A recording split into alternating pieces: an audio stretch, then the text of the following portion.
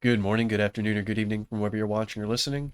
My name is Caleb Glick. I'm a lawyer here in the great state of Texas with the Calhoun School of Law to bring you a lot of information plenty of bad folks would rather not have. Today we're going to be providing another installation to our Anti-Federalist Papers series going on number 3. So if you haven't gone back and watched 1 and 2, I would highly encourage you to do so because as you'll see in the coming pages, all of these predictions that these founders in the founding generation made in 1788 and 1787 are almost prophetic about all the tyrannies that we would experience and come to realize would be facilitated by the U.S. Constitution. Understanding the mechanisms equally that they suggest whenever those tyrannies come about is going to be greatly beneficial. Of course, it's going to be a very nice supplement in understanding the U.S. Constitution in totality, and of course, understanding the U.S. Constitution is a requirement if you wish to hold off any sort of lawfare attacks that will be waged against you, your family, or your property. So without further ado, let's go ahead and jump on over to the Anti-Federalist Papers. Federalist Papers is for another time. And let's see what number 3 says. If you notice, it doesn't actually have a direct author. That happens quite a lot in the Anti-Federalist Papers because they operate under pseudonyms many of the times, frequently. So Anti-Federalist Papers number 3 is titled, New Constitution Creates a National Government. Couldn't have been more on the nose, could they? Will not abate foreign influence. And dangers of civil war and despotism. Holy cow. Talk about looking directly into the crystal ball and seeing a perfect image of the future. Okay, my apologies.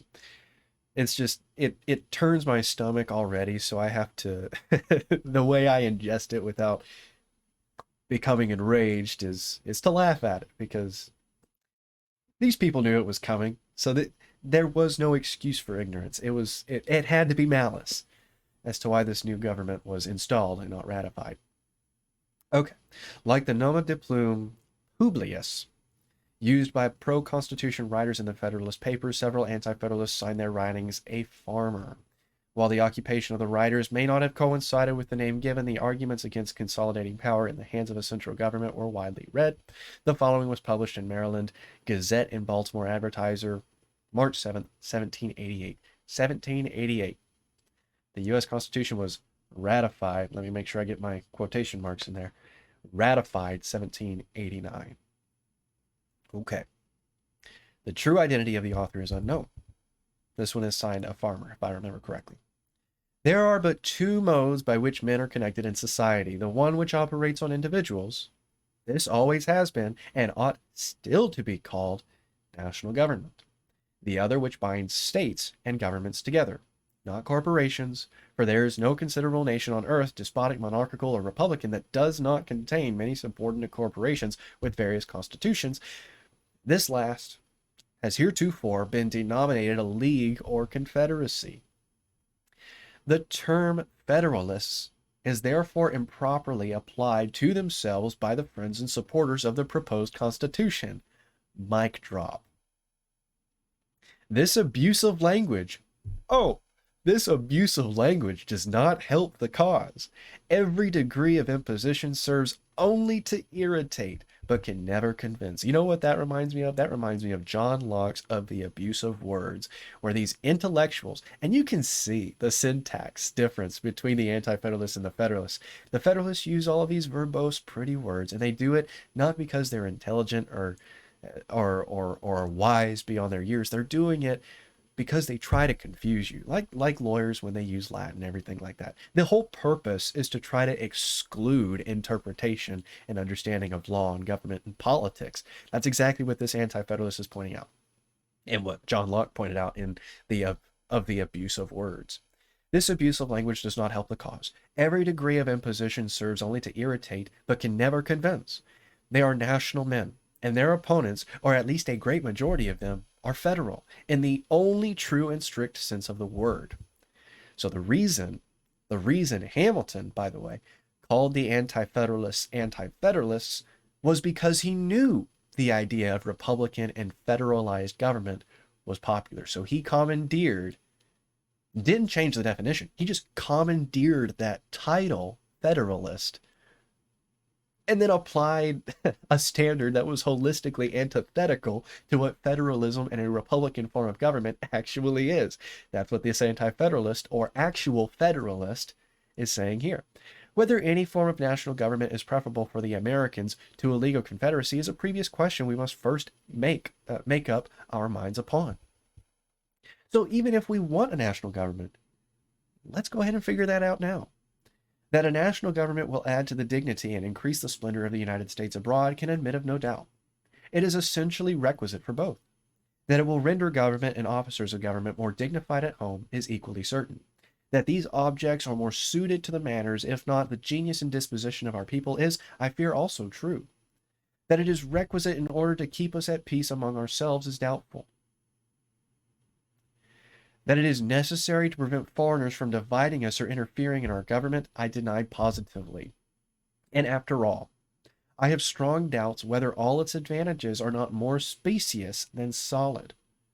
We are vain, like other nations. We wish to make a noise in the world and feel hurt that Europeans are not so attentive to America in peace as they were to America in war. We are also, no doubt, desirous of cutting a figure in history.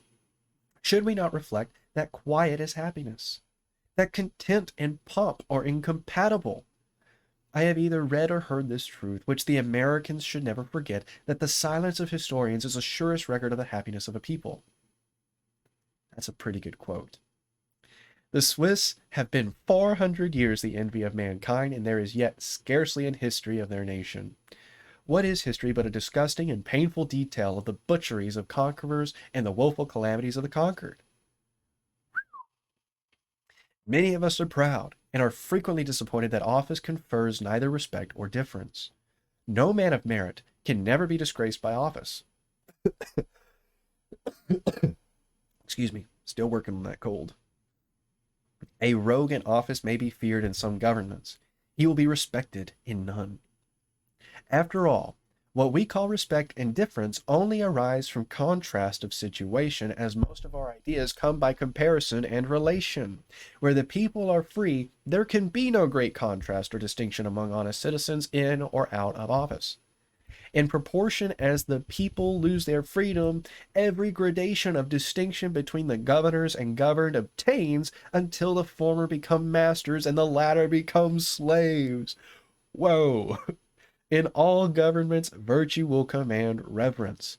The divine Cato knew every Roman citizen by name and never assumed any preeminence. Yet Cato found, and his memory will find, respect and reverence in the bosoms of mankind until this world returns into that nothing from whence omnipotence called it. That the people are not at present disposed for, and are actually incapable of, governments of simplicity and equal rights, I can no longer doubt. But whose fault is it? We make them bad by bad governments and then abuse and despise them for being so. Gosh, does that not ring true today?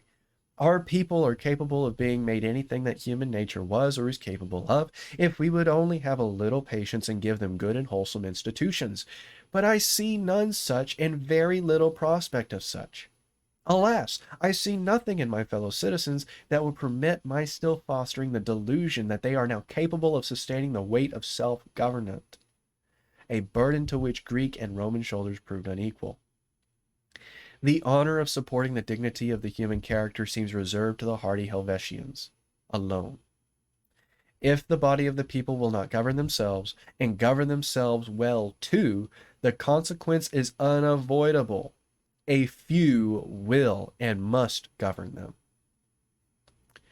Then it is that government becomes truly a government by force only, where men relinquish part of their natural rights to secure the rest, instead of an union of will and force to protect all their natural rights, which ought to be the foundation of every rightful social compact. This is some heavy information. Whether national government will be productive of internal peace is too uncertain to admit of decided opinion. I only hazard a conjecture when I say that our state disputes in a confederacy would be disputes of levity and passion which would subside before injury. Yeah, take note of that. The people being free, government having no right to them, but they to govern, they would separate and divide as interest or inclination prompted. as they do at this day and always have done in Switzerland.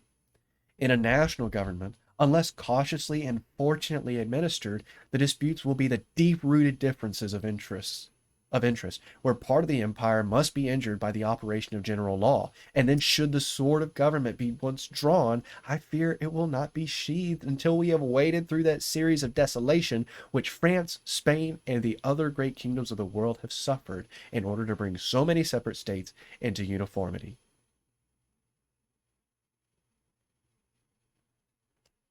Predicting the war between the states 80 years before it took place.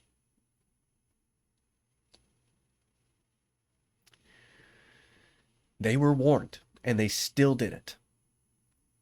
They being the founders. Okay. Separate states into uniformity of government and law, in which event the legislative power can only be entrusted to one man, who can have no local attachments, partial interests, or private views to gratify. That a national government will prevent the influence or danger of foreign intrigue or secure us from invasion is, in my judgment, directly the reverse of the truth. The only foreign, or at least evil foreign influence, must be obtained through corruption. Couldn't be more on the nose. Where the government is lodged in the body of the people, as in Switzerland, they can never be corrupted. For no prince or people can have resources enough to corrupt the majority of a nation, and if they could, the play is not worth the candle.